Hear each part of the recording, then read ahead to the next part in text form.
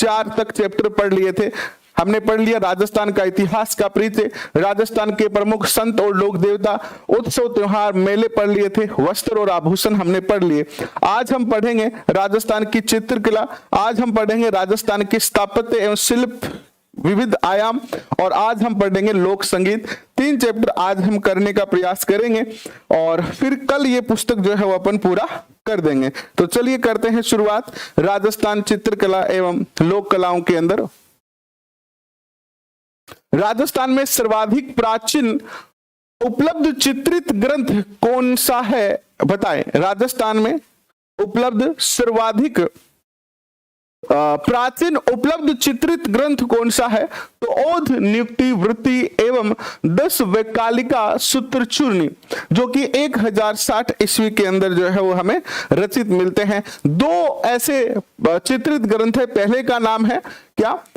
ओध नियुक्ति वृत्ति, और दूसरे का नाम है 10 वैकालिका सूत्र चूर्णी।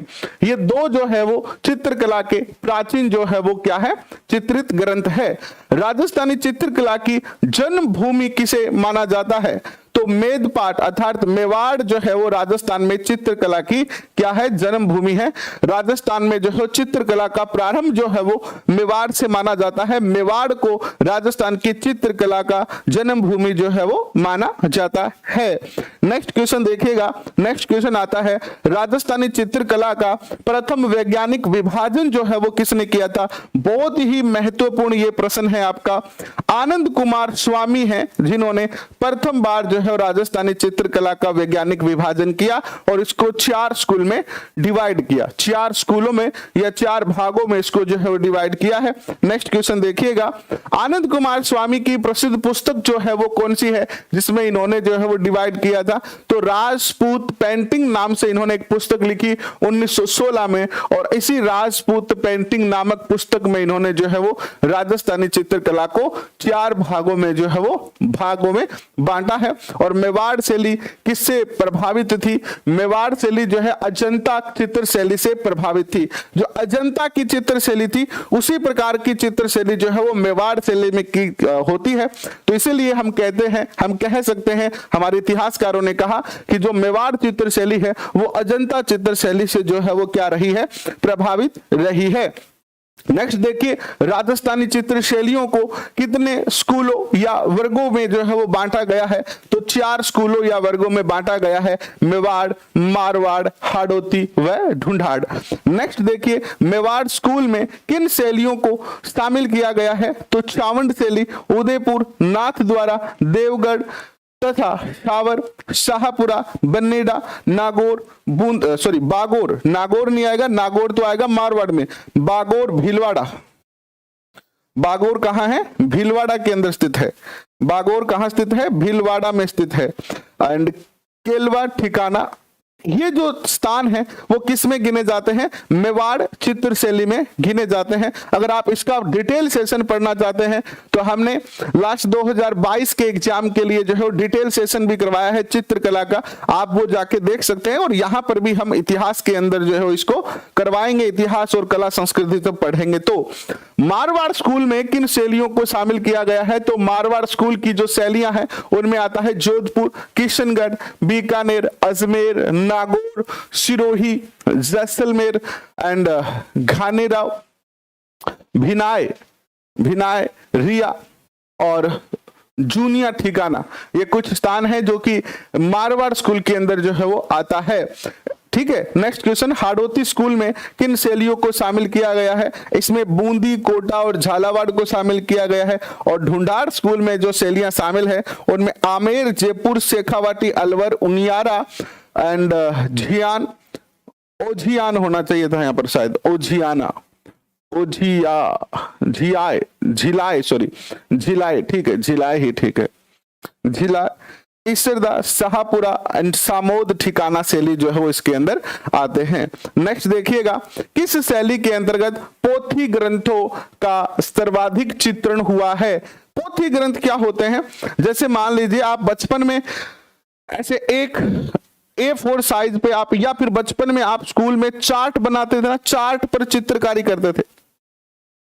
विश्व के भूगोल का एक ही टॉपिक है विश्व की कृषि के प्रकार। विश्व के भूगोल का एक ही टॉपिक है विश्व की कृषि के प्रकार। जैसे ही ये हमारा जो पॉलिटी का टॉपिक है ये खत्म होता है, वैसे ही हम सबसे पहले आपको विश्व की कृषि का टॉपिक ही करवाएंगे, बाकी टॉपिक आपको बाद में करवाएंगे, ठीक है। जैसे ही पॉलिटी का पार्ट खत्म होता है आपको जो है इसका पार्ट शुरू कर देंगे। इंडियन हिस्ट्री और इंडियन ज्योग्राफी करवाएंगे। देखो जितना आपका सिलेबस है उसका ऑलमोस्ट सभी पार्ट हम आपको करवाएंगे। पहले से ही हम आपको बता चुके हैं कि आपका एसएसटी रीड लेवल सेकंड और रीड लेवल फर्स्ट के अंदर जो है अंग्रेजी को छोड़कर ऑलमोस्ट सभी सब्जेक्ट हम करवाने का प्रयास करेंगे। रीड लेवल 1 के अंदर जो भाषा वाला पार्ट है उसको थोड़ा हम कम करवाएंगे, बाकी सब कुछ करवाएंगे। एसएसटी वाला तो पूरा होगा ही होगा। राजस्थान जीके, मनोविज्ञान, शिक्षण विधियां एंड समसामयिक घटनाएं, सामान्य ज्ञान, ये सारे टॉपिक आपको हम जो है वो करवाने का प्रयत्न करेंगे, ठीक है। नेक्स्ट देखिएगा, तो ये जो हम चार्ट बनाते थे ना, जैसे एक चार्ट हमने ये बना लिया, फिर एक चार्ट हमने ये बना लिया, एक चार्ट हमने ये बना लिया, और फिर क्या करते थे यहां पर अपन इनको क्या करते थे एक स्थान पर जो है वो एक के ऊपर एक ऐसे चार्ट को सेट कर लेते थे। एक के ऊपर सेट करके इनको धागे से बांध देते थे, छिद्र करके क्या कर देते थे धागे से बांध देते थे, और यही धागे से बांधने से ये क्या बन जाते थे पोथी बन जाते थे। तो पोथी चित्र ग्रंथ कहते हैं इनको, पोथी चित्र ग्रंथ जो है इनको कहा जाता है, और ये मेवाड़ में हमें सर्वाधिक प्राप्त हुए हैं। कलाओं के उत्थान की दृष्टि से किस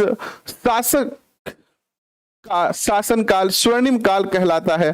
तो महाराणा कुंभा ने जो है वो चित्रकला, स्थापत्य कला, संगीत कला, इन सभी कलाओं को जो है वो सबसे ज्यादा जो है वो इनके काल में सबसे ज्यादा इनका विकास हुआ है। तो महाराणा कुंभा का जो काल है वो क्या कहलाता है?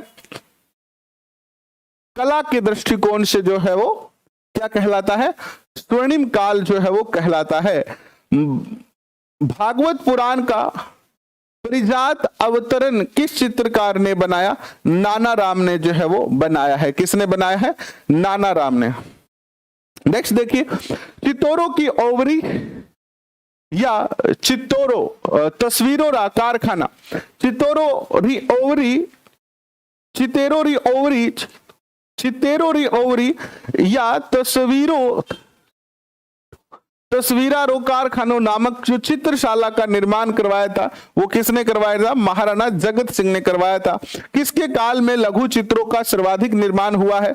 राणा जयसिंह के काल में हुआ है। और श्रीनाथ जी स्वरूप के पीछे बड़े पर्दे पर सज्जा के लिए यानी सजावट के लिए बनाए गए चित्र क्या कहलाते हैं? पिछवाइयां जो है वो कहलाते हैं। पिछवाइयां कैसी होती है? ये होती है, देखिए ये श्रीनाथ जी का चित्र यहाँ पर बना दिया गया है, और इसके पीछे जो है वो ऐसे फूल पत्तियां और जो है वो गाय या फिर अलग अलग जो है वो जैसे गाय चराते हुए दृश्य है ना, इस तरीके की पिक्चर बना दी जाती है ताकि इसको और सुंदर जो है वो सजाया जा सके। और इसे ही क्या कहते हैं? इसे ही क्या कहते हैं? इसे ही क्या कहते हैं? इसे ही पिछवाई चित्रकला जो है वो कहा जाता है। देखो पिछवाई का नाम पिछवाई क्यों पड़ा? क्योंकि सबसे पहले फ्रंट में जो चित्र बनता है वो किनका बनता है? श्रीनाथ जी का बनता है। और श्रीनाथ जी के बैकग्राउंड के अंदर जो है वो क्या बनता है? जैसे मान लो मैं पिक्चर खिंचवा रहा हूं, मैं एक फोटो क्लिक करवाना चाहता हूं, तो मेरी फोटो आ गई, मेरी फोटो के पीछे क्या आ रहा है? ये शब्द लिखा आ रहा है ना, ये आ रहे हैं सारे, स्लाइड आ रही है। तो इसी प्रकार सबसे फ्रंट में श्रीनाथ जी की पिक्चर बनती है और उसके बैकग्राउंड में अलग सुंदर चित्र जो है बनाए जाते हैं, और वो चित्र जो है वो ये टोटल चित्र मिलके क्या कहलाते हैं? पिछवाई चित्रकला कहलाते हैं। और नाथद्वारा शैली के प्रमुख महिला चित्रकार, ये क्वेश्चन वेरी मोस्ट क्वेश्चन है, इस क्वेश्चन को आप जरूर याद रखना। कमला और इलायची का संबंध किस चित्रकला शैली से था? क्वेश्चन पूछा जाएगा, कमला और इलायची चित्रकला शैली का संबंध किससे था? तो नाथ द्वारा चित्र शैली से इनका जो है वो संबंध रहा है। नाथ द्वारा चित्र शैली से इनका जो है वो संबंध रहा है। बहुत महत्वपूर्ण क्वेश्चन है। कहां के सामंत 16वें उमराव कहलाते हैं?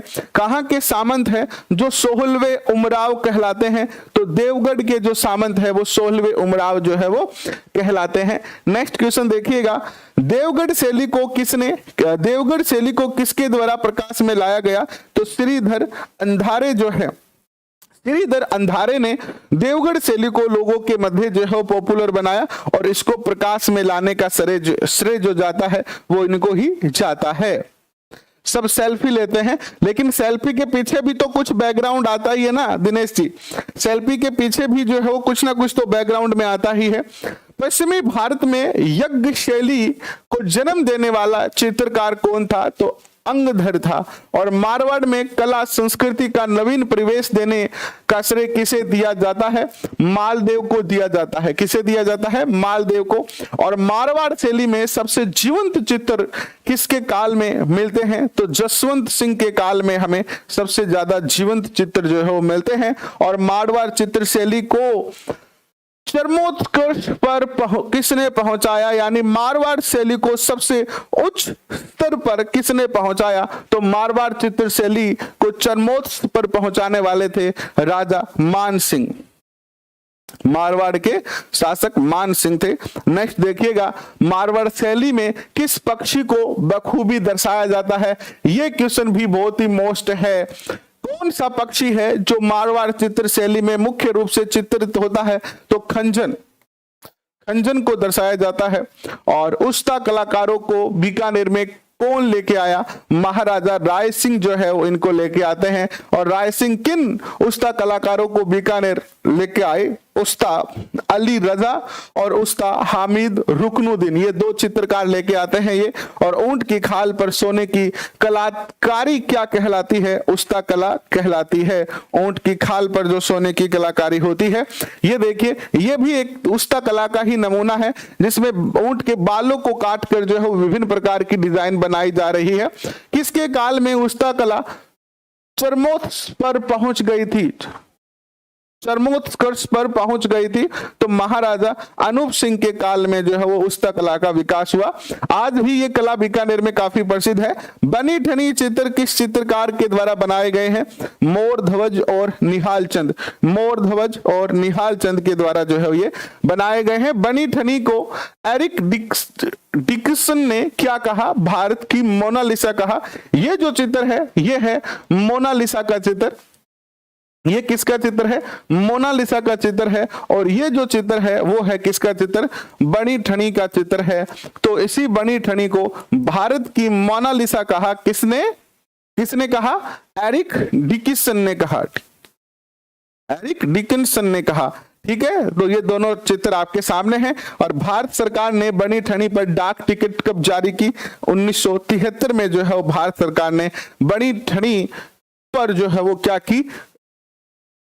डाक टिकट जो है वो जारी की है। ठीक है, ओके, ठीक है। नेक्स्ट क्वेश्चन पे चलते हैं। नेक्स्ट क्वेश्चन आता है कि वृद्धावस्था के चित्रों को किस शैली में कुशलता पूर्वक चित्रित किया जाता है? नागौरी उपशैली में है। नागौरी उपशैली में जो चित्र बनते हैं वो वृद्धावस्था के चित्र बनते हैं, यानी राजा महाराजाओं के वृद्धावस्था के चित्र इसमें बनाए जाते हैं। ठीक है, तो यहां पर ये क्वेश्चन भी बहुत अच्छा क्वेश्चन बनता है। नेक्स्ट क्वेश्चन देखिएगा, एरिक डिक्सन। ठीक है, Fayaz Ali Eric Dixon. Next question देखिएगा, आपकी स्क्रीन पर क्या आता है कि मूमल किस शैली का प्रमुख चित्र है? जैसलमेर। ये भी बहुत अच्छा है। मूमल जो है वो बहुत प्रसिद्ध है।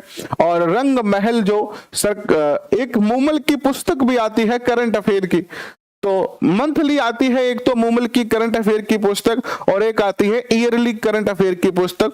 तो आपको भी करंट अफेयर पढ़ना ही है। मैं आपको करंट अफेयर हालांकि करवाऊंगा, लेकिन तब तक अगर आप चाहें तो मूमल की जो मंथली पुस्तक आती है करंट अफेयर राजस्थान की, वो आप चाहें तो पढ़ सकते हैं। लेकिन सबसे बेस्ट रहेगा, इनकी दिसंबर में एक पुस्तक आती है ईयरली, जिसमें 2022 का पूरा जनवरी से लेकर और दिसंबर तक का करंट अफेयर जो है आपको देखने को मिलेगा। और लोद्रवा की राजकुमारी थी मूमल।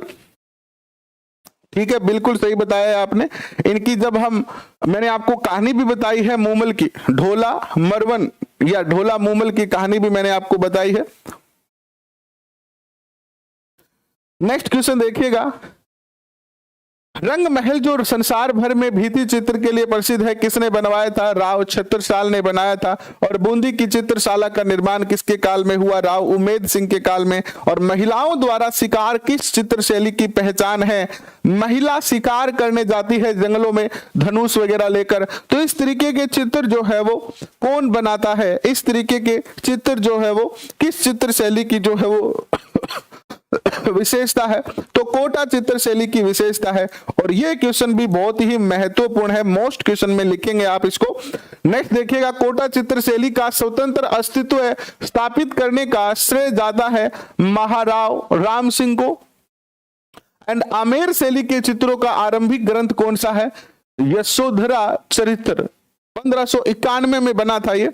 और रसिक प्रिया, कवि प्रिया, गीत गोविंद, बारहमासा, नवरस एवं रागमाला किस शैली के चित्र हैं? ये जयपुर शैली के जो है वो चित्र हैं। और Maharaja school arts and craft, Maharaja school of arts and craft की स्थापना किसके काल में की गई थी? महाराजा स्वाई राम सिंह के काल में इसकी जो है वो स्थापना हुई है। महाराजा स्कूल आर्ट्स एंड क्राफ्ट वर्तमान में किस नाम से ये जानी जाती है? राजस्थान स्कूल ऑफ आर्ट्स के नाम से इसको जाना जाता है।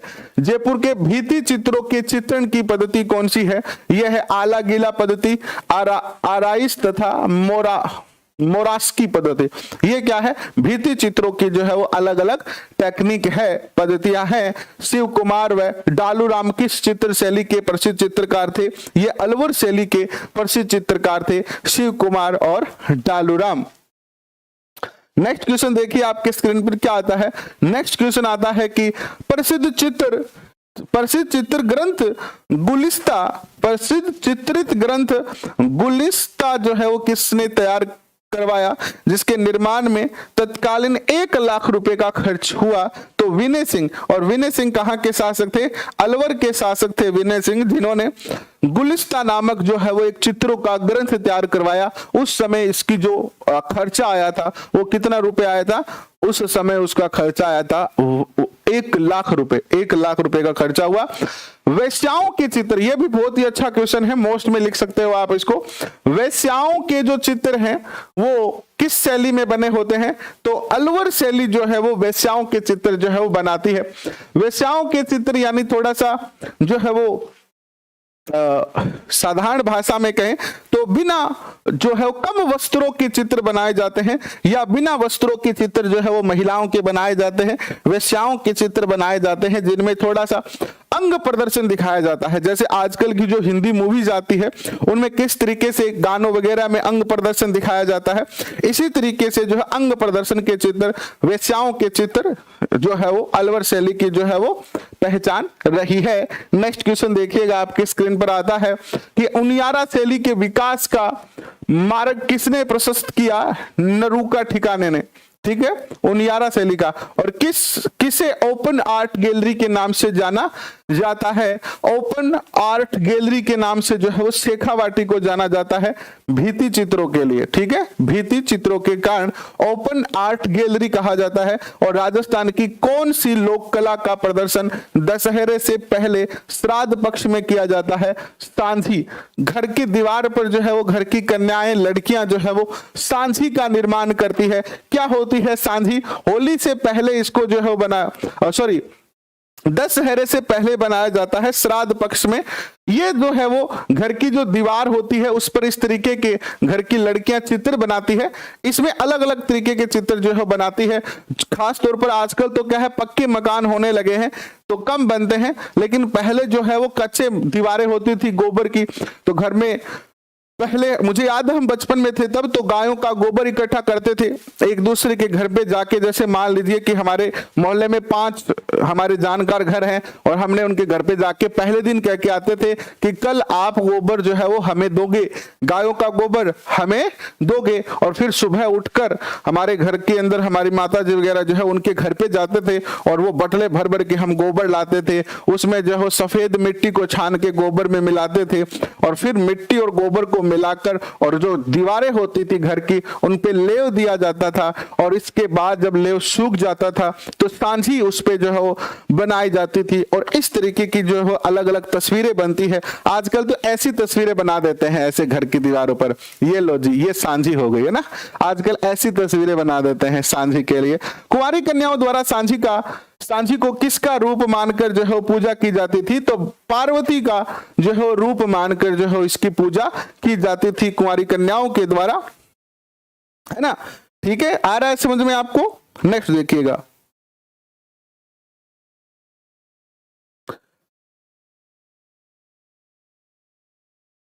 नेक्स्ट क्वेश्चन देखिए आपके स्क्रीन पर आता है क्या। नेक्स्ट क्वेश्चन आता है, दीवारों पर गोबर से आकृति उकेर कर उसमें कांच के टुकड़े, मोती, चूड़ी, है ना, कोडी, पंख से सजाना क्या कहलाता है? तो ये सांझी कहलाता है। ये देखिए इसको गोबर से बनाया गया है, इसमें देखो कपड़े के छोटे छोटे टुकड़े लगा दिए यहाँ पर, है ना, यहाँ पर कोडियां लगा दी है, कांच के टुकड़े लगा दिए जाते थे जिससे उसको और ज्यादा सुंदर बनाए। देखो आज की लड़कियां बना सकती नहीं है, क्यों नहीं बना सकती है? कि मान लो आपके हाथ, पहले तो गोबर से बहुत ज्यादा बदबू आती है आजकल की लड़कियों को, महिलाओं को, पहले वाली महिलाओं को नहीं आती थी, क्योंकि पहले हम घर पर गाय रखते थे, और गाय का गोबर दिन में 2 बार हमें गिरना ही पड़ता था, है ना, घर में गोबर थापना, उनकी थेपड़ियां बनाना, तो गोबर से बहुत अच्छी तरीके से हम जो है वो क्या हो गए थे, यूज टू हो गए थे। अब मान लो एक तो घर में पक्की दीवारें हो गई है, सीमेंट वाली, प्लास्टर वाली हो गई है, तो गोबर का वैसे भी यूज नहीं हो जाता है। और अगर आजकल की कोई लड़की सोच ले, जिद कर ले कि मैं बनाऊंगी, और गोबर में उसके हाथ सने हुए हैं, और अगर उसके व्हाट्सएप पे मैसेज आता है तो वो देख नहीं पाती है, क्योंकि हर जनरली आजकल के लोगों का एक जो है दिमाग में बन गया है कि हर लगभग आधे घंटे के अंदर जो है कम से कम वो 2 बार फोन को देखते हैं, यानी आधे घंटे में 2 बार फोन को तो देखना ही पड़ता है, चाहे उसमें मैसेज आए कि नहीं आए। आधे घंटे में 2 बार, 15 मिनट, हर 15 मिनट में 1 बार फोन को चेक करना। जैसे पढ़ने वाले बच्चे भी यही कर रहे हैं आजकल, लड़कियां फोन, जहां उनकी किताबें होंगी वहीं पर फोन होगा, अच्छा 15 मिनट होते ही चेक करेंगे, अरे कोई मैसेज आया है तो नहीं है, किसने क्या स्टेटस लगाया है, कौन सी रील नहीं आई है, फिर फोन छोड़ देंगे, फिर 15 मिनट बाद। अक्सर आप मुझे बहुत बार फोन करते हैं, लेकिन मेरा फोन कभी कभी उठता है, जब मैं क्लास में होता हूं तभी उठता है, वरना मैं फोन को ना इधर ही छोड़ के चला जाता हूं, अपने साथ लेके जाता नहीं हूं, क्योंकि 2018 से लेकर जो है अब तक बहुत ज्यादा इन टेक्नोलॉजी में, फोन वगैरह में घुसा रहा हूं, तो मन भर गया। तो अभी एक और बात, जैसे वैसे तो ये बात मेरे लिए तो नेगेटिव है, लेकिन फोन का यूज जितना कम करोगे, अपने फोन से व्हाट्सएप अगर रखना चाहो तो रख लो, व्हाट्सएप से अच्छा टेलीग्राम है, उस पर आपको ज्यादा फायदा मिलेगा, लेकिन आप इंस्टाग्राम, फेसबुक, इन 2 को तो आप पेपर तक 5 जनवरी तक, कम से कम 4 जनवरी तक इनको अनइंस्टॉल कर दो, पीडीएफ डाउनलोड हो जाएगी। और प्लस मैं आपको जैसे ही चैप्टर पूरा होगा प्रिंट वाली पीडीएफ दूंगा, जिसके ऊपर लिखा आएगा क्लास 10 प्रिंट, तो वो पीडीएफ आप प्रिंट करवा लेना, ठीक है, टेलीग्राम पे जुड़े रहें, ठीक है ना। तो आपसे छोटा सा निवेदन है एज ए बड़े भाई कि अगर आप चाहते हैं कि आपका समय कम वेस्ट हो, बर्बाद ना हो, तो 5 जनवरी तक आप जो अपने फोन से 2 एप्लीकेशन, फेसबुक और जो है वो इंस्टाग्राम जरूर हटाएं, क्योंकि ये सबसे ज्यादा जो है वो टाइम लेती है। पीडीएफ निकल जाएगी, गोवर्धन बनाना आता है वो, ठीक है, बहुत अच्छी बात है। नेक्स्ट क्वेश्चन देखिएगा, पट चित्रण, फड़ का चित्रण किसके द्वारा किया जाता है? तो छिंपा जाति के जोशी चितौरों के द्वारा। यानी फड़ चित्रण का या पट चित्रण का जो मुख्य कार्य है, मुख्य रूप से ये कार्य जो करते हैं वो छिंपा जाति के जो चितेरे होते हैं वो करते हैं। तो ये क्वेश्चन भी अच्छा खासा मोस्ट क्वेश्चन है। और भीलवाड़ा में श्रीलाल जोशी किस शैली के लिए प्रसिद्ध चित्रकार है? तो फड़ चित्रांकन में ये जो है मोस्ट पॉपुलर है, श्रीलाल जोशी को याद रखना आप। नेक्स्ट क्वेश्चन ये है फड़। कल एक सेशन में, कल के सेशन में आप पूछ रहे थे कि सर फड़ कैसी होती है? तो इस तरीके की फड़ होती है, ये एक कपड़े का पीस होता है, कपड़े के ऊपर इस तरीके के चित्र बनाए जाते हैं। अब इसमें जो है वो चित्र है अलग अलग, है ना, राजा के, रानी के और मंत्रियों के, दुश्मनों के, इन चित्रों को जो है वो इस तरीके से बनाया गया है एक सीरीज के अंदर कि जो इसका वाचन करने वाला है वो इन चित्रों को देखकर ही पूरी की पूरी कहानी जो है वो बता देता है। देखो, इकोनॉमिक्स वाली जो पीडीएफ है वो एक साथ इसलिए नहीं आ सकती है क्योंकि उसमें हमने आधा सेशन जो करवाया है आपको वो तो करवाया है बोर्ड पे लिखकर, और आधे टॉपिक जो करवाए हैं वो हमने आपको करवाए हैं वैसे, तो इसीलिए उनकी एक पीडीएफ बन नहीं पा रही है। लेकिन मैंने एक साथ सारी पीडीएफ को एक साथ डाल दिया है, लेकिन एक पीडीएफ डालना तो संभव नहीं है। एक एक करके आपको सबसे अच्छा तरीका तो है कि पीडीएफ डाउनलोड कर रखी है आपने, नहीं कर रखी है तो जाके कर लीजिए और उनको नोट्स बना लीजिए रजिस्टर में, क्योंकि जो टॉपिक हम आपको यहां पर लिख के करवाते हैं, जैसे ये तो प्रिंट किया हुआ है, इसका मैं आपको प्रिंट वाला पीडीएफ दे दूंगा, मुझे कोई आपत्ति नहीं है, लेकिन यही चीज अगर हम लिख के करवाते ना तो फिर उसका प्रिंट वाला पीडीएफ हम आपको नहीं दे पाते हैं। हालांकि पीडीएफ हम आपको देते हैं लेकिन वो प्रिंट नहीं हो पाएगी, और अगर आप उसको प्रिंट करवाओगे तो प्रिंटर वाला आपसे बहुत ज्यादा पैसे जो है वो ले जाएगा। तो इसीलिए जो चीज यहां पर लिख के करवाते हैं उनकी आपको जो है प्रिंट नहीं मिलेगी। तो फड़ किसके द्वारा निर्मित की जाती है? भोपों के द्वारा। भोपे जो है फड़ का वाचन भी करते हैं। फड़ का वाचन किस वाद्य यंत्र के साथ किया जाता है? रावण हत्थे या जंतर के साथ। फड़ में देवियों को किस रूप में दर्शाया जाता है? जो देवी होती है, देवी जैसे लोक देवता, लोक देवी, तो देवी जो होती है वो नीले रंग में दर्शाई जाती है। ये देखो, इसमें ये देवी है, नीले रंग के वस्त्र पहन रखे हैं आपके, है ना। और इसके अंदर जो फड़ है उसमें देवता को किस रंग से दर्शाया जाता है? लाल रंग का जो चित्र बनता है वो देवता का बनता है। ऐसे क्वेश्चन पूछे जा सकते हैं आपको। फड़ में जो राक्षस होता है, राक्षस, उस राक्षस को जो है वो काले रंग में दर्शाया जाता है। राक्षस को किस में दर्शाया जाता है? काले रंग में जो है वो दर्शाया जाता है। और फड़ में सुंदरी या लाल रंग किसका प्रतीक माना जाता है? शौर्य और वीरता का प्रतीक। फड़ चित्रांकन में किस कपड़े का प्रयोग किया जाता है? रेंजी या रेंजा कपड़े का प्रयोग किया जाता है। देवी देवताओं के कागज पर बने चित्र क्या कहलाते हैं? पाने कहलाते हैं। और किस देवता का पाना सर्वाधिक कलात्मक होता है? श्रीनाथ जी का पाना सर्वाधिक जो है वो कलात्मक होता है। कावड़ निर्माण किनका पुश्तैनी व्यवसाय है? तो बस्सी गांव के अंदर खेरादिया है, उनका पुश्तैनी यानी परंपरागत ये व्यवसाय है, वो कावड़ का निर्माण करते हैं। किसका निर्माण करते हैं? वो कावड़ का निर्माण करते हैं। नेक्स्ट देखिएगा, नेक्स्ट आता है कि मांगीलाल मिस्त्री का संबंध किस लोक कला से है? मांगीलाल मिस्त्री का संबंध है कावड़ निर्माण से। और कावड़ किस रंग से रंगी जाती है? लाल रंग से रंगी जाती है। कावड़ के सभी कपाट खुलने पर अंत में किसकी मूर्तियां दर्शित होती है? तो राम, लक्ष्मण और सीता माता की मूर्ति जो है दिखाई जाती है इसमें। पशुओं के शरीर को दागने के निशान क्या कहलाते हैं? गोडलिया कहलाते हैं। गोडलिया पुराने जमाने में जो है हम बहुत सारे पशु रखते थे, तो सब लोग खास तौर पर राजा जो होते थे वो अपने घोड़ों को दागते थे, यानी एक विशेष प्रकार का ठप्पा लगता था, है ना, कि ये घोड़ा जो है वो उस ठप्पे से पहचान होती थी। आजकल जैसे आपने देखा होगा गायों के कानों में यहाँ पर या गाय के गले में एक जो स्टिकर डाल दिया जाता है येलो कलर का, है ना, और उस पर एक नंबर लिख दिया जाता है जिससे कि उनकी काउंटिंग हो सके और पता चल सके कि ये गाय जो है वो कहाँ की है ना।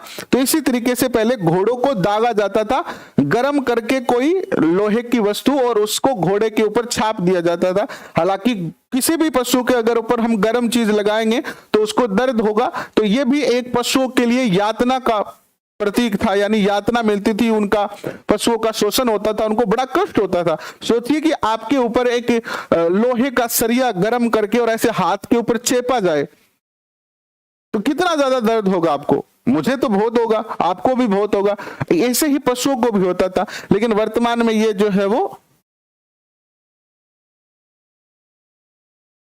वर्तमान में ऐसा जो है वो नहीं होता है।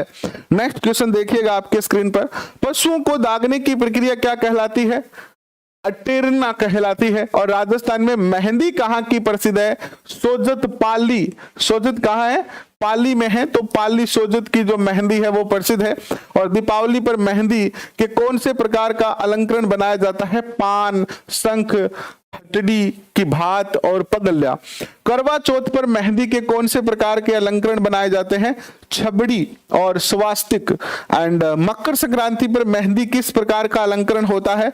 घेवर व बिजनी। ये मेहंदी के टाइप है, पुराने जमाने की मेहंदी के ये टाइप थे कि भाई अगर मकर संक्रांति है तो घेवर और बिजनी बनाई जाती थी हाथों पर, अगर करवा चौथ है तो छबड़ी और स्वास्तिक बनाए जाते थे। इस तरीके के अलग अलग पर्वों पर जो है वो अलग अलग मेहंदी जो है वो लगाई जाती थी।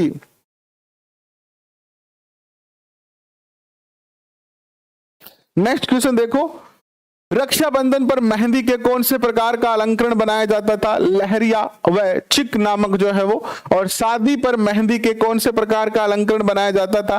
तोरण, कैरी, शिंगाड़ा, कलश, फूल आदि बनाए जाते थे। आप देखना कि जो दुल्हन होती है उसकी जो मेहंदी होती है उसके बीच में कलश बना होता है। आजकल तो क्या है, अलग ट्रेंड चलने लगे हैं, आजकल तो वो वाली बात नहीं रही है। आजकल तो जो है किसी भी प्रकार की मेहंदी कभी भी लगा ली जाती है।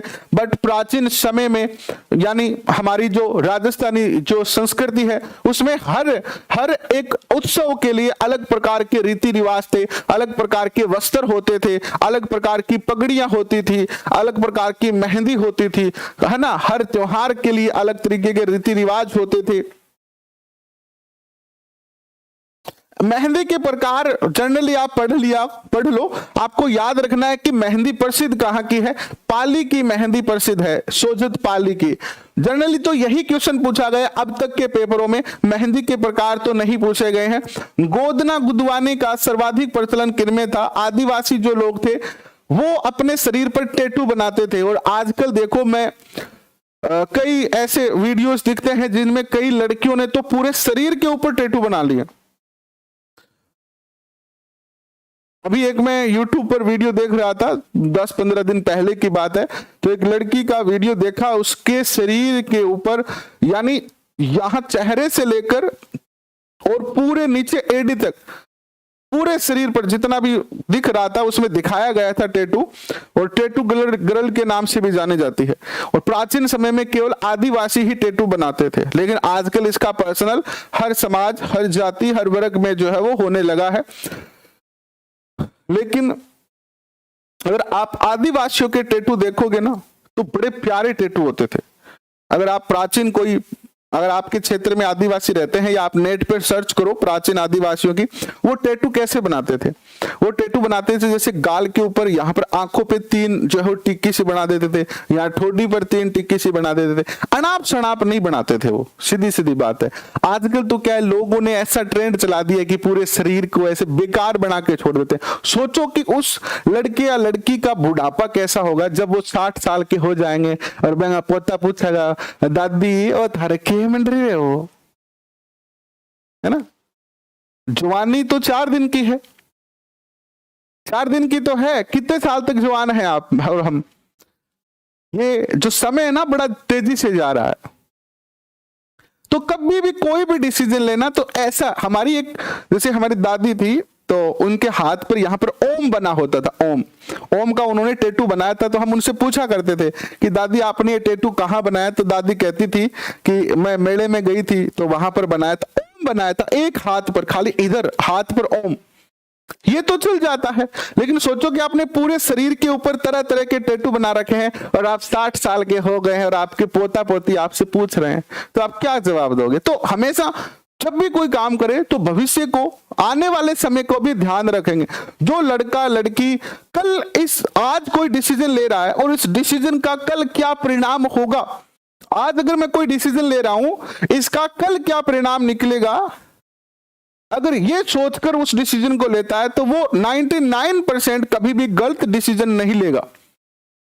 अगर हम कोई फैसला करते हैं कि हमें ये काम करना है कि नहीं करना है और हम ये सोचें कि इस फैसले का कल मेरे जीवन पर क्या परिणाम पड़ेगा, आज तो चलो ये फैसला ठीक है लेकिन कल क्या होगा इसका, तो वो बच्चा अपने जीवन में कभी गलत फैसले नहीं कर पाएगा।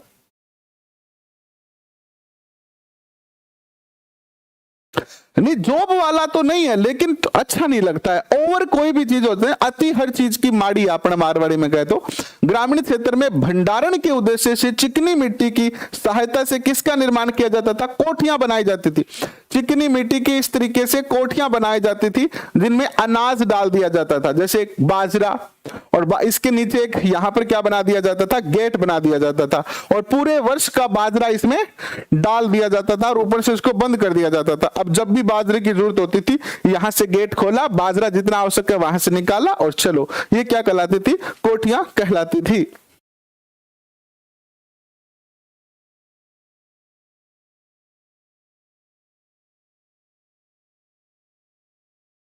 नेक्स्ट क्वेश्चन देखिएगा आपके स्क्रीन पर कि पश्चिमी राजस्थान में घरेलू सामान खरीद रखने के लिए मिट्टी व बांस की खपच्चियों से बनी आकृति क्या कहलाती थी? विल कहलाती थी। विल किस क्षेत्र में अधिक प्रसिद्ध है? जैसलमेर में। उदयपुर के भारतीय लोक कला मंडल के कलाकारों ने कठपुतली कला में विश्व का प्रथम पुरस्कार, यहां पर गलत लिखा है, पुरस्कार कब प्राप्त किया? 1965 में रोमानिया के अंदर। नेक्स्ट देखिए, नेक्स्ट चैप्टर आता है आपका छठा, और आता है स्थापत्य और शिल्प कला के विभिन्न आयाम। स्थापत्य कला के अंदर क्या क्या आता है? आपके दुर्ग, महल, ये सब स्थापत्य कला में आते हैं। तो आइए इनकी भी चर्चा कर लेते हैं कि स्थापत्य कला में क्या था,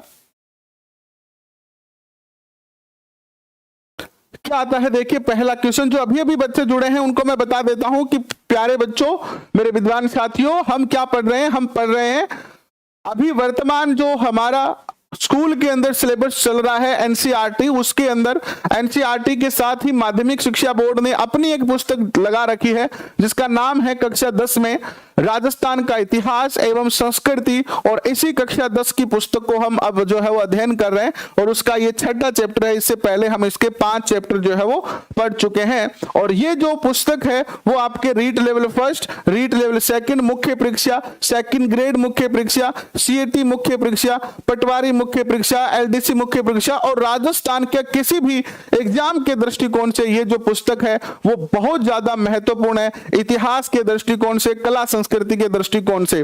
तो इसीलिए हम इस पुस्तक के वन लाइनर क्वेश्चन कर रहे हैं जो आपके एग्जाम के दृष्टिकोण से काफी महत्वपूर्ण सिद्ध होंगे। और इसके अलावा हमने कक्षा 6 से लेकर कक्षा 6, 7, 8, 9 को कंप्लीट कर लिया है। वो भी सारे सेशन आप जो है वो हमारे प्लेलिस्ट में जाके देख सकते हो, और सारी प्लेलिस्ट का लिंक जो है वो डिस्क्रिप्शन में दिया हुआ है। नेक्स्ट क्वेश्चन देखिएगा, जयपुर शहर की नींव किसके द्वारा रखी गई थी 1726 में? राजगुरु पंडित जगन्नाथ सम्राट के द्वारा। पृथ्वीराज विजय काव्य में अजमेर की तुलना किससे की गई है? इंद्रपुरी से की गई है। ठीक है, अजमेर की तुलना इंद्रपुरी से। और शुक्र नीति के अनुसार राज्य के कितने अंग माने गए हैं? 7 अंग माने गए हैं। राजस्थान में दुर्ग स्थापत्य का सबसे प्राचीनतम इतिहास कहां से प्राप्त होता है? तो कालीबंगा से जो है हमें दुर्ग स्थापत्य के सबसे प्राचीन इतिहास प्राप्त होते हैं। कालीबंगा से हमें 2 टीले प्राप्त हुए हैं। कालीबंगा से हमें 2 टीले प्राप्त हुए हैं। एक टीला जो है उस पर तो क्या है? नगर बसा हुआ है, और दूसरे टीले पर जो है दुर्ग बना हुआ है। और दोनों ही जो स्थान है, चाहे दुर्ग का स्थान हो या नगर का स्थान हो, उसको प्रकोठे से घेरा गया है। तो राजस्थान के जो है वो दुर्ग स्थापत्य के सबसे प्राचीन जो अवशेष प्राप्त हुए हैं वो हमें कालीबंगा से जो है प्राप्त हुए हैं। नेक्स्ट क्वेश्चन देखिएगा कि अचलगढ़ दुर्ग का पुनर्निर्माण किसने करवाया? राणा कुंभा ने करवाया। राजस्थान के मेवाड़ के 81 दुर्गों का जो है वो इन्होंने निर्माण और पुनर्निर्माण जो है करवाया था। 81 थे कि 85 थे? है ना, 80 थे शायद, है ना। राजस्थान के कितने राजस्थान के दुर्गों में यूनेस्को द्वारा जून 2013 को विश्व धरोहर की सूची में एक शामिल किया गया है। 6 दुर्गों को शामिल किया गया है। और राजस्थान की स्थिति, स्थापत्य व उपयोगिता के आधार पर कितने प्रकार के दुर्ग पाए जाते हैं? 9 प्रकार के दुर्ग पाए जाते हैं। 84 दुर्ग जो है महाराणा कुंभा ने निर्माण और पुनर्निर्माण करवाए। 84 दुर्गों का, बिल्कुल 84 दुर्गों का, है ना। चारों तरफ 80 तो राणा सांगा के शरीर पर घाव थे। 80 क्या थे? राणा सांगा के शरीर पर घाव थे। और 81 क्या है? 81 राजस्थान में 81 प्रकार के खनिज पाए जाते हैं। अब देखो क्या कि सारी चीजें जब हम पढ़ते ना तो ऐसे दिमाग में रह जाती है। अब आज मैं खनिज टॉपिक को तैयार कर रहा था, मैं सोच रहा था कि इसको हम बेहतर तरीके से तैयार करें, तो वहां पर मैंने 81 शब्द पढ़ा था। इससे पहले हमने राणा सांगा पढ़ा था, तो वहां पर हमने 80 शब्द भी पढ़ा, 80 भी पढ़ा था, तो वो याद रह गया कि 80, 84 है ना, 81, तो वो तीनों एक साथ ही बता दिए। लेकिन अब सारा मैंने अलग अलग बता दिया है। चारों तरफ विशाल जलराशि से घिरे हुए दुर्ग क्या कहलाते हैं? जल या औद्योगिक दुर्ग कहलाते हैं। और किसी ऊंचे पर्वत पर स्थित दुर्ग किस श्रेणी में आते हैं? गिरि दुर्ग, है ना। कोई पहाड़ी पर बना हुआ दुर्ग है, कोई ऊंचे स्थान पर बना हुआ दुर्ग है, क्या कहलाता है? गिरि या पर्वत दुर्ग जो है वो कहलाता है। गिरि दुर्ग कहते हैं इस तरीके के दुर्ग को। मरुभूमि में बना दुर्ग क्या कहलाता है? धानवन दुर्ग कहलाता है। जैसे जैसलमेर का जो दुर्ग है, जैसे कि आपका भटनेर का जो दुर्ग है, भटनेर, हनुमानगढ़, ये जो है वो धानवन दुर्ग की श्रेणी में जो है वो आते हैं। 82 प्रकार के खनिज हो गए हैं, ठीक है, बहुत अच्छी बात है। संगन बिहड़ वन में बने दुर्ग किस श्रेणी में आते हैं? तो वन दुर्ग में आते हैं ये। एंड वे दुर्ग जिनका मार्ग कांटों, खाई और पत्थरों से दुर्गम बना हो क्या कहलाता है? एरन दुर्ग कहलाता है। जैसे कि रणथंभौर का दुर्ग। वे दुर्ग जिनके चारों ओर खाई हो क्या कहलाते हैं? पारिक दुर्ग कहलाते हैं। जैसे कि आपका लोहागढ़ दुर्ग, लोहागढ़ दुर्ग, कौन सा? लोहागढ़, भरतपुर का। नेक्स्ट क्वेश्चन, परकोटे से घिरे दुर्ग किस श्रेणी में आते हैं? पारित दुर्ग आते हैं ये। वे दुर्ग जिनके चारों ओर और सेना की व्यूह रचना हो किस श्रेणी में आते हैं? सैन्य दुर्ग आते हैं। राजस्थान में सैन्य दुर्ग जो है वो बहुत कम है। और जिस दुर्ग में शूरवीर एवं बांधव साथ रहते हैं किस श्रेणी में आते हैं? सहाय दुर्ग। राजस्थान में ये सहाय दुर्ग नहीं है, सहाय दुर्ग राजस्थान में नहीं पाए जाते हैं, याद रखना, राजस्थान में नहीं है, राजस्थान में नहीं है। एमपी और यूपी में है, सॉरी एमपी महाराष्ट्र में है, राजस्थान में नहीं है, सहाय दुर्ग नहीं है। नेक्स्ट देखिएगा, राजस्थान का गौरव किस किले को कहा जाता है? चित्तौड़ के किले को। इसलिए कहते हैं कि गढ़ तो चित्तौड़गढ़, बाकी सब गढ़ैया। गढ़ तो चित्तौड़गढ़, बाकी सब गढ़ैया, है ना। इसीलिए इसको जो है वो चित्तौड़गढ़ जो है वो राजस्थान के सभी दुर्गों का सिरमौर है और सबसे विशाल, सबसे सुंदर दुर्ग जो चित्तौड़गढ़ है। नेक्स्ट देखिएगा, इतिहासकार वीर विनोद ने चित्तौड़गढ़ का निर्माता किसे बताया? चित्रांगद को। और चित्तौड़ के किले का प्राचीन नाम क्या था? चित्रकूट था। और अलाउद्दीन खिलजी ने इस किले को जीत कर इसका नाम क्या रखा? खिजराबाद। खिजराबाद इसका नाम रखा, खिजराबाद। इसका पुत्र था, पुत्र के नाम पर, पुत्र खिज्र खां के नाम पर, खिज्र खां के नाम पर क्या नाम रखा? खिजराबाद।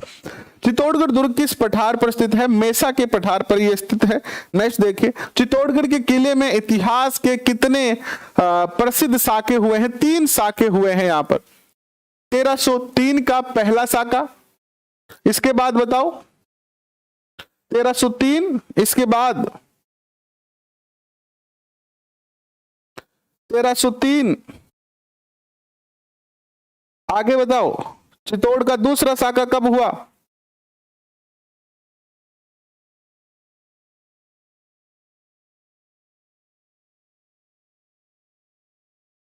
तेरह सौ तीन के बाद बताएं भाई, कमेंट करें, केवल बातों के कमेंट ना करें। आप एक दूसरे से केवल बातों पर ही ज्यादा ध्यान दे रहे हैं, कमेंट करें। चित्तौड़गढ़ का दूसरा साका, मैं आगे आ रहा हूं, लिखा हुआ है वैसे तो। तीसरा साका भी कमेंट करो, बिल्कुल। देखिए, चित्तौड़गढ़ का पहला साका 1303, दूसरा साका 1534 और तीसरा साका 1567-68 में हुआ। और ये चित्तौड़ के 3 साके थे। थोड़ा सा, हालांकि बातें करनी अच्छी बात है, कोई दिक्कत नहीं है बातें करें तो भी, लेकिन थोड़ा ध्यान दे तो अच्छा रहेगा। नेक्स्ट देखिएगा, तीसरा साका 1567-68 में हुआ। नेक्स्ट क्वेश्चन देखिएगा, चित्तौड़ दुर्ग के कितने द्वार है? 7 द्वार है। कटारगढ़ किस दुर्ग का एक भाग है? कुंभलगढ़ दुर्ग में ही एक और दुर्ग बना हुआ है ऊंचाई के क्षेत्र पर, जिसे कटारगढ़ कहा जाता है। जिसे क्या कहा जाता है? कटारगढ़ कहा जाता है। हाँ, मेरे पास थोड़े कमेंट जो है वो लगभग 2 सेकंड लेट पहुंच रहे हैं। किस दुर्ग को मेवाड़ की आंख कहा जाता है? कुंभलगढ़। और कुंभलगढ़ दुर्ग कितने किलोमीटर लंबी दीवार है? चीन की दीवार के बाद सबसे लंबी दीवार है कुंभलगढ़ दीवार। कुंभलगढ़ की दीवार जो है वो चीन की दीवार के बाद सबसे लंबी दीवार है, जिसकी दूरी जो है, जिसकी लंबाई जो है वो 36 किलोमीटर है।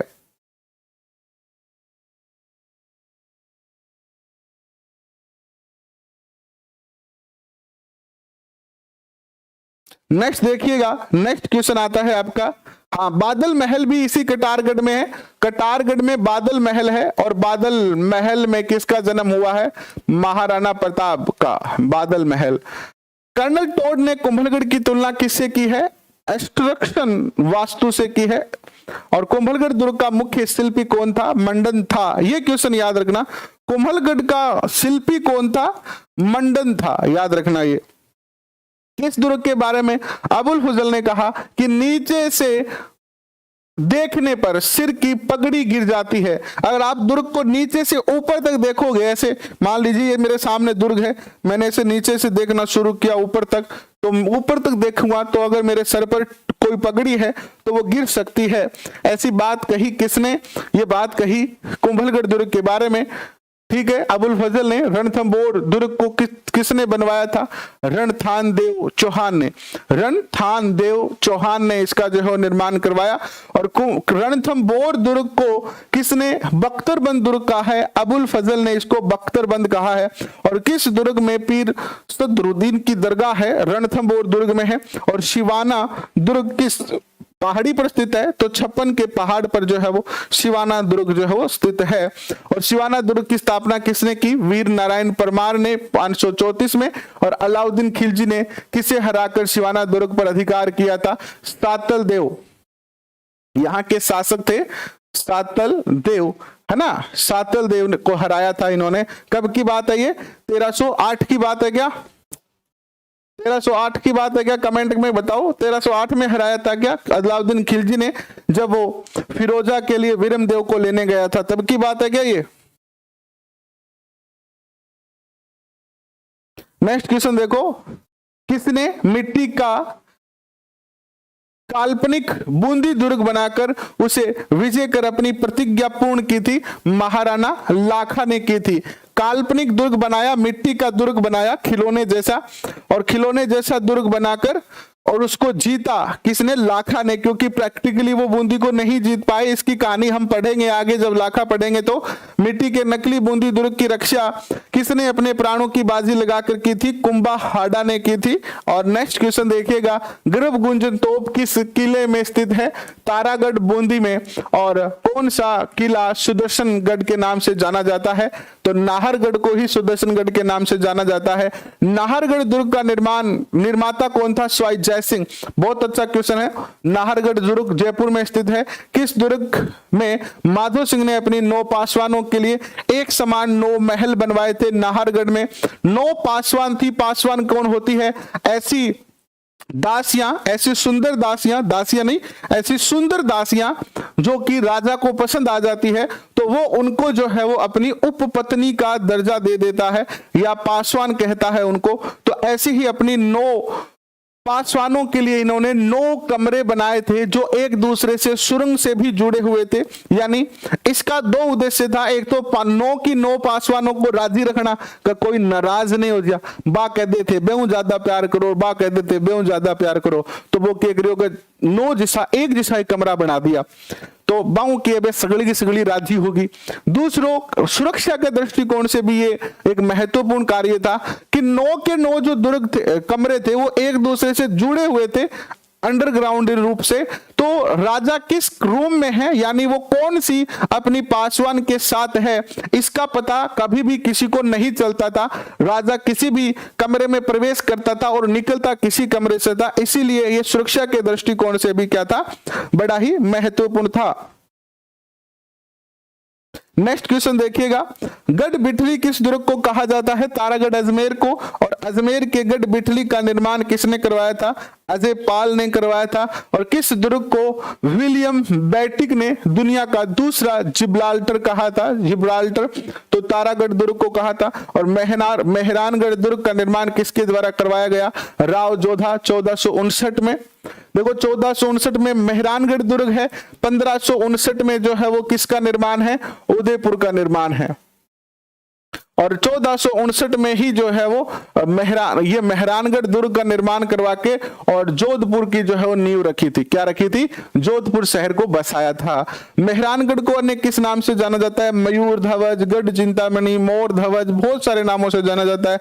किलकिला, शंभू बान, गजनी खान, बिच्छू बान आदि तोपे किस किले में है? मेहरानगढ़ में ये तोपे जो है वो रखी गई है। चूरू के किले का निर्माण ठाकुर कुशाल सिंह ने करवाया था 1739 में। और जब शिव सिंह इसका शासक था, कौन? शिव सिंह इसका शासक था 1857 की क्रांति के समय, तो बीकानेर के शासकों ने इस पे आक्रमण किया था, तो शिव सिंह ने उनके ऊपर जो है वो चांदी के गोले दागे थे, क्योंकि यहां पर लोहा जो है वो खत्म हो गया था। तो यहाँ के कारीगरों ने कहा, जो कि गोले का निर्माण कर रहे थे महाराज शिव सिंह से, कि शिव सिंह जी हमारे पास लोहा खत्म हो गया है। तो इस गांव, इस चूरू शहर के जो लोग थे उन्होंने अपने घर से चांदी लाके दी राजा को, और राजा ने अपने जो कारीगर थे उनको कहा कि आप सोने चांदी के गोले बनाओ, और चांदी के गोले फेंके गए थे दुश्मनों पर। और यह देखकर जो बीकानेर के शासक थे वो बड़े जो है वो आश्चर्यचकित हुए, और उनकी आंखों से आंसू निकल गए कि देखिए किस तरीके से जो है वो एक देशभक्त अपनी भूमि के लिए चांदी के गोली फेंक रहा है, और मैं अंग्रेजों का कठपुतली बना हुआ हूं। और वो बीच युद्ध से ही जो है वो चले गए थे। तो इस तरीके की इतिहास में आपको घटना जो है वो बहुत ही कम मिलेगी, और इस तरीके की जो है वो अपने भूमि के प्रति, अपनी जो है वो धरा के प्रति, अपनी जो है वो मातृभूमि के प्रति देशभक्ति भी आपको बहुत कम मिलेगी। आज हमारे परिवार के सदस्य मानी जाने वाली गाय के ऊपर बड़ी आपदा है, लेकिन फिर भी जो है वो हम बहुत सोच समझ के ही दान देते हैं कि कड़ी ज्यादा दान नहीं दिया जावे, है नहीं।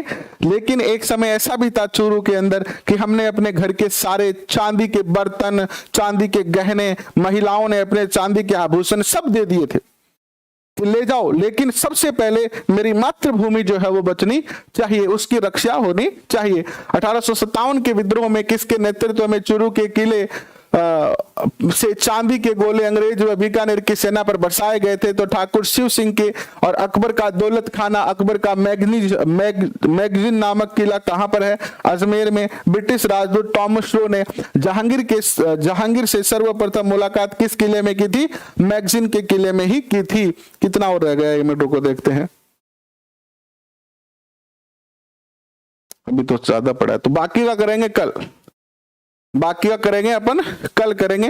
और आप जो है वो टेलीग्राम पे जरूर जुड़े।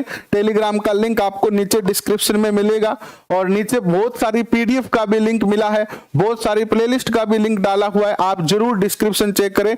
और डेली ये क्लास इसी टाइम होती है, 4 क्लासें हम कर रहे हैं डेली की। सुबह 10 बजे भूगोल, 12 बजे मनोविज्ञान जो पूरा हो चुका है, ऑलमोस्ट 2 टॉपिक बचे हैं, और 3 बजे आपका ये चल रहा है राजस्थान का इतिहास और संस्कृति, और रात को 9 बजे एसएसटी चल रहा है, जहां हम इकोनॉमिक्स पूरा कर चुके हैं और आपका जो पॉलिटी का पार्ट है उसको कवर कर रहे हैं। तो अभी के लिए बहुत बहुत धन्यवाद, थैंक यू, आप सब लोगों ने अपना कीमती समय दिया इसके लिए। रात को 9 बजे आपसे फिर से मुलाकात होगी, तब तक के लिए पढ़ते रहिएगा।